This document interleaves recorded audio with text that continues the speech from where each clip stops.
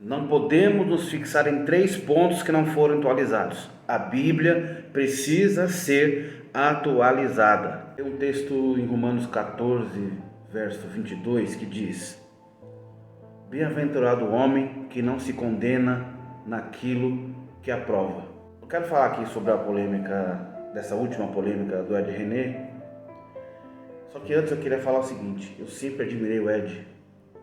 Quando cheguei em Marília, no ano 2000, quando voltei para Marília, no 2012, 13, muitos dos meus colegas hoje que defendem ele ferrenhamente, nem sabiam, eu que apresentei para eles, falei dele para algumas pessoas, porque o Ed, o pastor da Igreja Batista da Água Branca, foi referência minha há muito tempo.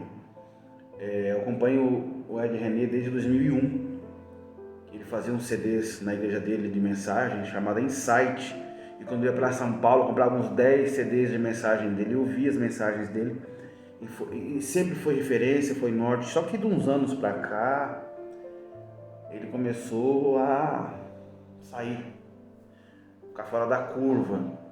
E tudo aqui que eu vou falar é baseado na minha opinião. Eu sou pastor, teólogo de verdade, eu estudei, me formei em teologia, ainda estudo teologia. Eu não quero lacrar nada aqui, mas eu quero ser muito sincero com vocês, porque esse acontecimento meio que mexeu com o mundo evangélico, porque ele, de fato, é um pastor de relevância, porque se fosse um Zé Mané, ninguém ia querer falar nada sobre isso, né? A Bíblia precisa ser atualizada. Eu preciso adequar a Bíblia ao que está acontecendo nos dias de hoje, para que, como ele disse, não mandemos pessoas para o inferno. Precisamos adaptar a Bíblia para que a gente não mande pessoas para o inferno. O Ed, ele é universalista, ele pode até não assumir isso, mas é universalista. Universalista é aquele que acredita que todos estão salvos, e independentemente de se arrepender ou não, que é uma linha de Karl Barth. Tá, mas eu não vou nem entrar sobre isso, mas sobre a teologia progressista, que é um problema, que ela é a teologia baseada na minoria, nas minorias. Bom, primeiro vamos falar sobre esse evangelho progressista, liberalismo teológico. O liberalismo teológico, ele não crê que a Bíblia é a palavra de Deus, ele não crê na Bíblia como algo absoluto. Não crê que a Bíblia seja uma palavra revelada de Deus aos homens, mas insights, mas sim percepções teológicas de épocas e tempos distintos. E essas percepções ficaram para trás, por isso estão desatualizadas. E eu não faço esse vídeo aqui com alegria é porque algumas pessoas de fato me perguntaram, principalmente pelo Facebook, pessoas que não têm muito mais contato comigo de perto, que foram minhas ovelhas: pastor, o senhor sempre falou do pastor Ed, então que agora, como é que fica? Então eu preciso colocar minha posição, não gosto de polemizar, mas eu vou colocar minha posição, sem medo de ser feliz, sem medo de ser feliz. Vamos lá, liberalismo teológico. Nós temos que entender a época que nós estamos no pós-modernismo, ou para alguns teólogos o neomodernismo, que tem como um dos fundamentos basilares o relativismo. O relativismo tomou conta de muitos pastores, teólogos, que relativizam aquilo que todos nós queremos como absoluto, como a palavra de Deus, como os ensinos de Jesus, as cartas de Paulo. Então, há 20 anos atrás, 20 anos, não tão longe assim, falava: você está na Bíblia. Então está na Bíblia, a Bíblia. Até pessoas que não são religiosas, não são crentes, evangélicas, quando falava de Bíblia, respeitavam. Hoje, a Bíblia é um livro que um monte de homem escreveu. Então, se a gente relativiza aquilo que a gente acredita, que é o fundamento para aquilo que a gente apregoa, se relativizou isso, não tem mais discussão. Quem relativiza a Bíblia, você não consegue discutir para alguém que relativiza a Bíblia, porque para ela vai interessar alguma coisa, vai interessar outra, mas como não é absoluto, não há ponto de concretude. Como não é absoluto, acabou a discussão. Esse é um ponto principal de toda essa questão, o relativismo, porque eu não vou tornar mais absoluto. Esse discurso das minorias como ele quis dizer, porque nós temos que voltar para o evangelho social, a culpa de todos. Porque deixa eu falar uma coisa que para mim é essencial, o evangelho, quando nós ouvimos o evangelho e acontece como está escrito em João 3, nascemos de novo, há um novo nascimento, nós começamos a ser transformados na essência. O evangelho restaura o homem para Deus, em Deus e para os outros. Quando eu nasço de novo, a palavra de salvação, o evangelho da cruz, realmente afeta a minha existência, o homem interior. Aos poucos, os desejos desse homem carnal, segundo Paulo, o homem que tem as pulsões e tendências para tudo aquilo que é prazer carnal, para os desejos malignos que temos dentro de nós, como homens carnais, todos nós temos isso. Somos o pecado que é tão relativizado, porque o pecado apregoado pelos progressistas é o pecado social, porque o ser humano ele é racista, o ser humano ele é egoísta por natureza. Nós temos o racismo social, o racismo impregnado na humanidade, tem. Mas a natureza não é um contexto social, é um contexto individual, do pecado que seduziu o homem a crer que a cor da pele faz diferença entre um ser humano e outro. A santificação é algo que eu estou tratando nos cultos, que estou tratando para a minha vida, é o processo onde eu vou tirando esses desejos humanos, que eu não falo seres humanos, nós somos seres humanos, não somos anjos, mas do humano caído, do homem caído. O homem sem restauração de Jesus, sem o Evangelho. O Evangelho vai tirando os desejos egoístas, pecaminosos, racistas, xenofóbicos de dentro de nós, o sentimento de indiferença. Então o Evangelho por si só vai restaurando o homem para Deus e para o outro. O Evangelho que não restaurou o ser humano para o outro, não foi Evangelho, foi uma doutrinação. Foi uma doutrinação. A religião tem uma doutrinação moralista, estereotipada. Mas quando o homem é afetado na essência, ele vai sendo mudado por Deus, não vai sendo mais racista, ele não vai mais odiar as pessoas. A Bíblia diz que é pecado o homossexualismo, e para mim, que a vejo como absoluta, é pecado.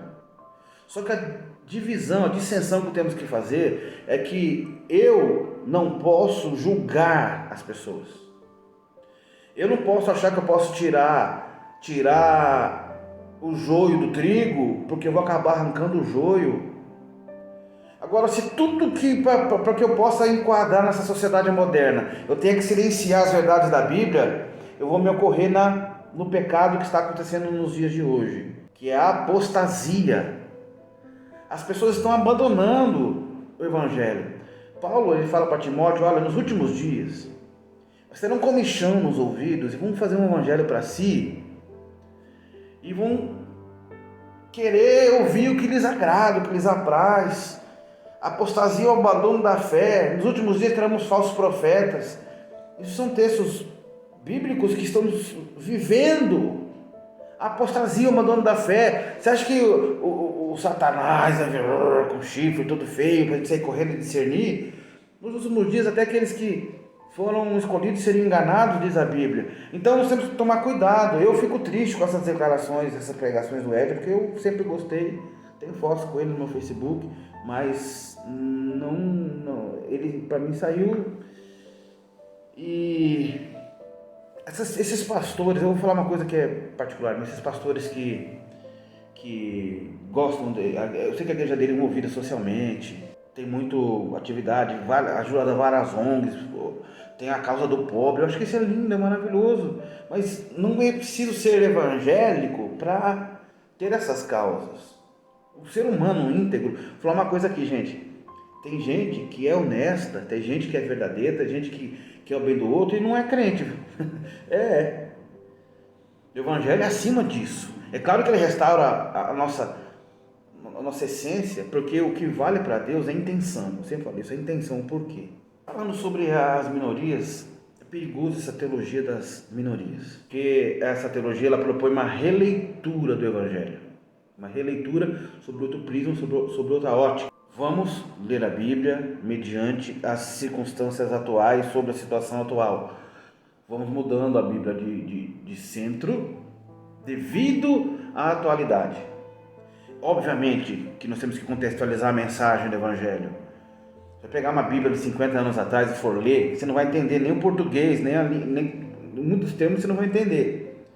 Então a gente atualiza a aplicação, a gente atualiza as questões do tempo e espaço. Mas eu não posso desconsiderar as épocas que os textos foram escritos. Porque naquela época, então hoje a sociedade mudou. Mas a palavra de Deus, ela dura para sempre.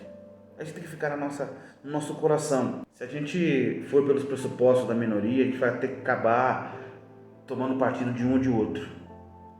E aí a gente acaba corrompendo, porque o inimigo das nossas almas, você que da teologia progressista, que acha que o diabo não existe, é isso que ele quer que você ache.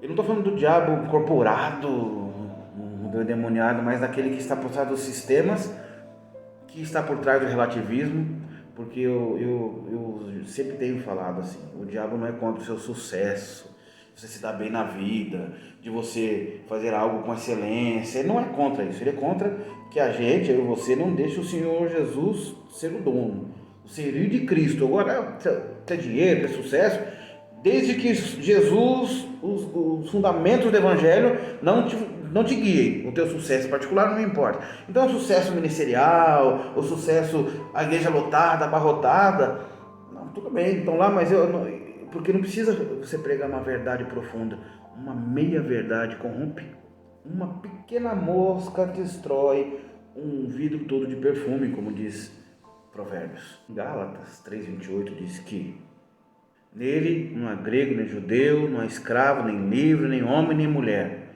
O Evangelho que não há dissensão, discriminação. Mas há o perigo que corremos para tentar adequar o Evangelho para os dias de hoje. Está perigoso.